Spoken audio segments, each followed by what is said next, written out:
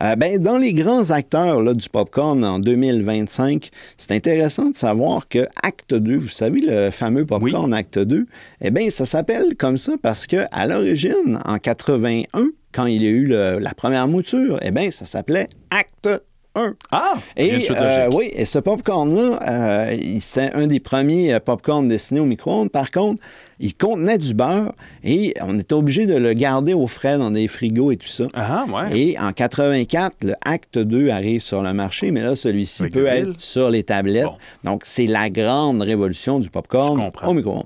Parlant de révolution, le Jiffy Pop aussi, qui est le fameux popcorn qui était vendu dans un emballage d'aluminium, un poêlon, et qui avait beaucoup gagné en popularité. Ça a été lancé en 59.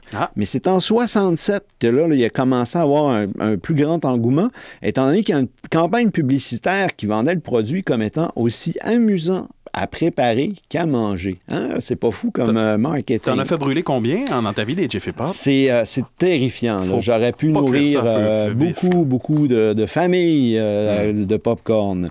Le Cracker Jack aussi, qui est le fameux popcorn, ça pourrait... je pourrais vraiment faire une chronique de 1 heure sur le popcorn Cracker Jack. C'est une histoire qui est complètement hallucinante, mais grosso modo, on dit là, que les premières recettes du genre de Cracker Jack, ça c'est apparu en 1857 dans les journaux américains, mais c'est en 1896 que c'est apparu sur le marché, donc ça fait vraiment longtemps.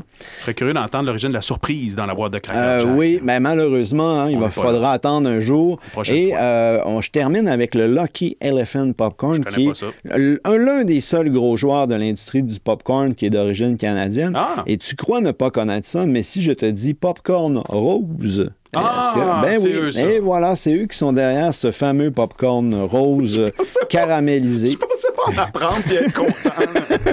Et bonne nouvelle, la marque est toujours produite à Toronto par l'entreprise Popcorn Corp.